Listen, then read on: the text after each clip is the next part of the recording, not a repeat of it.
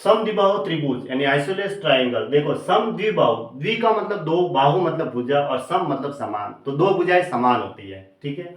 देखो दो भुजाएं समान होती है, ये दो भुजाएं जैसे बराबर हो गई, ये और ये, और ये यहाँ पे ये लंब डिग्री है, लंब है 90 डिग्री। तो समबाहु समद्विबाहु त्रिभुज का क्षेत्रफल, समबाहु अलग है, समद्विबाहु, द्वि का मतलब होता है दो, तो समद्विबाहु त्रिभुज का क्षेत्रफल क्या होगा, b by 4 under of 4a square minus B square. जहाँ पे ये b है वो बेस है, ठीक है, b को बेस ले लो, तो दो भुजाएं है वो बराबर हो जाएगी, ये दोनों भुजाएं बराबर करनी है, ये तो बराबर होगी तभी तो समद्विबाहु त्रिभुज होगा, और b को बेस ले लो, फिर इस फॉर्मूले को तैयार कर लो। समद्विबाहु समकोण त्रिभुज का, समद्विबाहु समकोण त्रिभुज, अब देखो इस दोनों में फर्क कितना है, इसमें है समद्विबाहु त्रिभुज तो है, ये बीच में समकोण लगा है, मतलब एक कोण होगा वो 90 डिग्री का है, ये 90 डिग्री का है, और ये दो भुजाएं तो बराबर है ही, ये समद्विबाहु है ना, द्वि का मतलब दो, बाहु मतलब भुजा, और सम मतलब समान, तो दो भुजाएं तो समान है ही है, और एक कोण 90 डिग्री है, इसका मतलब ये समद्विबाहु समकोण त्रिभुज, जिसे आइसोलेस राइट एंगल ट्राइंगल कहते हैं अंग्रेजी में। ठीक है, अब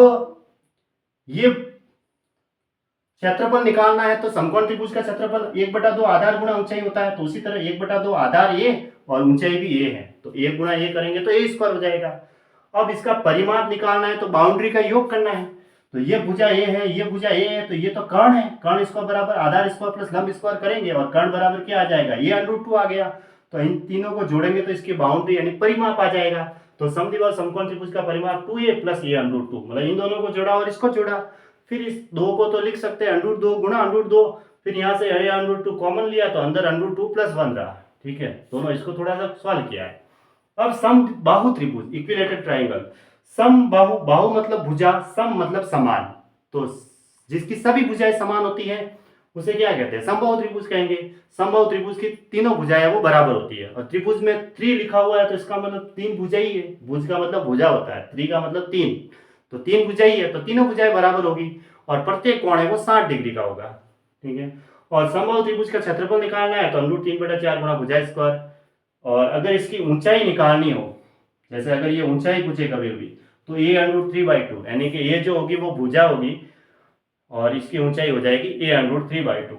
समबाहु त्रिभुज में किसी बिंदु से उसकी भुजाओं पर डाले गए अंतरलंब दिए गए हो, तो त्रिभुज का क्षेत्रफल, उस समबाहु त्रिभुज का क्षेत्रफल क्या होगा, ये जो अंतरलंबों का योग करना है और उसका स्क्वायर करके बटा √3 करना है। अगर ऊंचाई दे रखी हो तो ऊंचाई से भी डायरेक्ट क्षेत्रफल निकाल सकते हैं, समबाहु त्रिभुज का क्षेत्रफल ऊंचाई का स्क्वायर बटा √3। ठीक है, इसके ऊपर भी कभी प्रश्न आते हैं, इसके ऊपर ज्यादातर आते रहते हैं ना।